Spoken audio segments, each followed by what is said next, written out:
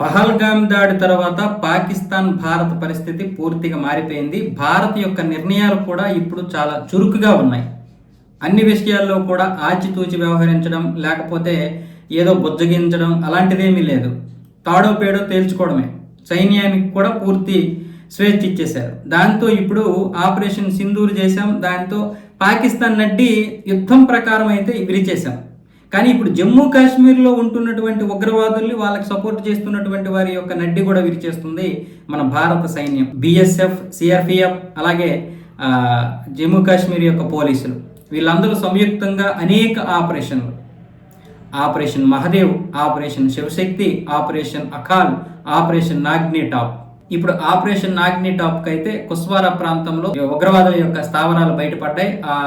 ఆ స్థావరాల్లో ఈ ఆపరేషన్ నాగ్ని బృందం అయితే తనిఖీలు చేస్తే కొన్ని బాంబులు, కొన్ని తుపాకులు, కొన్ని మ్యాగజైన్లు కూడా దొరికాయి. ఈ బుల్లెట్లకు సంబంధించినటువంటి మ్యాగ్నైట్లు కూడా దొరికాయి. దాన్ని సైన్యం అయితే స్వాధీనం చేసుకుంది. దాని గురించి ఇప్పుడు ఎక్స్లో పోస్ట్ కూడా చేయడం జరిగింది. అంటే మొత్తం ఎక్కడ పెడితే అక్కడ జల్లెడ పెట్టేస్తున్నారు, ఉగ్రవాది అనేవాడిని లేకుండా. అంటే మొన్న పహల్గామ్ దాడిలో ముగ్గురు స్వయంగా పాల్గొని ఊచకోత కోసారు కదా, 26 మందిని చంపేశారు కదా. ఆ విధవల్లో కూడా ఎలా పట్టుకున్నారంటే ఒక సొరంగాన్ని మూసేశారు నీటితో. అంటే ఆ యొక్క సొరంగాన్ని నీటితో కప్పేసి వాళ్ళని బంధించి ఆ మహదేవ్ పర్వత ప్రాంతాల్లోనైతే చంపేశారు అనమాట.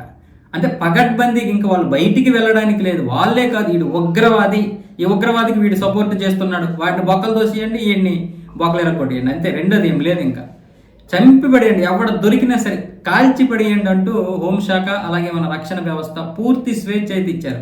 దానివల్ల అనేక బృందాలు ఇప్పుడు కేవలం ఉగ్రవాదులు పట్టుకోవడానికి, ఈ ఉగ్రవాదుల్ని సపోర్ట్ చేస్తున్నటువంటి వారిని, ఆ ఉగ్రవాదులకి సౌకర్యంగా ఉన్నటువంటి ఏవైతే ప్రాంతాలు ఉన్నాయో ఆ ప్రాంతాలను అయితే అనేక ఆపరేషన్ల పేరుతో అయితే జల్లెడ పెట్టేస్తున్నారు. కాశ్మీర్లో ఉగ్రవాదులు భయపడిపోతున్నారు.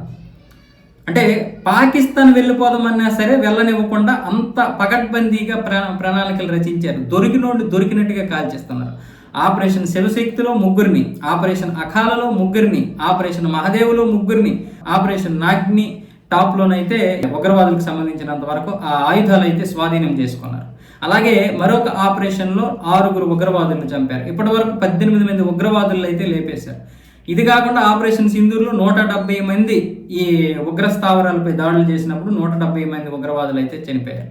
ఇలా అన్ని విధాలుగా అంటే పీఓకేలోకి ప్రవేశించడానికి కూడా లేకుండా కట్టుదిట్టమైనటువంటి మహదేవ్ పర్వతం, అంటే అది 24 గంటలు 365 రోజులు అక్కడ మంచు పడుతూనే ఉంటుంది. ఏ ఒక్క నెల కూడా అక్కడ గ్యాప్ ఉండదు. సమ్మర్లో కూడా అక్కడ గ్యాప్ ఉండదు. అంత మంచు పడుతుంది అన్నమాట. చెట్లు కూడా మంచుతో నిండిపోయి ఉంటాయి. అలాంటి పర్వతాన్ని కూడా మన వాళ్ళు బ్లాక్ చేశారంటే పరిస్థితి ఎలా ఉందో అర్థం చేసుకోండి. భయపడిపోతున్నారు ఉగ్రవాదులు అక్కడ. వాళ్ళే కాదు, ఆ ఉగ్రవాదులకు సపోర్ట్ చేసినటువంటి వారు కూడా భయపడిపోతున్నారు. మొన్న ఒకడెవడో ఆ భయానికి ఆత్మహత్య చేసుకుందామని పారిపోతుంటే లోయలో పడిపోదామని వాడిని కూడా పట్టుకొని వాళ్ళైతే జమ్మూ కాశ్మీర్ పోలీసులు సైన్యానికి అప్పచెప్పడం జరిగింది. ఇలాంటి పరిస్థితులు ఉన్నాయి ఇప్పుడు అక్కడ.